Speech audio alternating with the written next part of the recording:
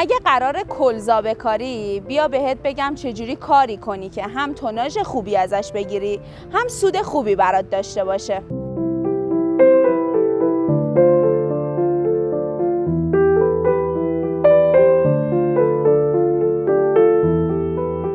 اولش چک کن جغرافیای منطقه‌ات مناسب با کاشت کلزا باشه. آزمون خاک بگیر چون خاکت نباید رسی و شنی باشه. کلزا به کودای آزوته و هیومیک اسید در اول رشد نیاز داره. اواخر پاییز یا اوایل زمستون با فاصله 50 تا 60 سانتی متری از هم کلزا بکارین. آبیاری کلزا باید در طول دوره رشد متوسط و منظم باشه.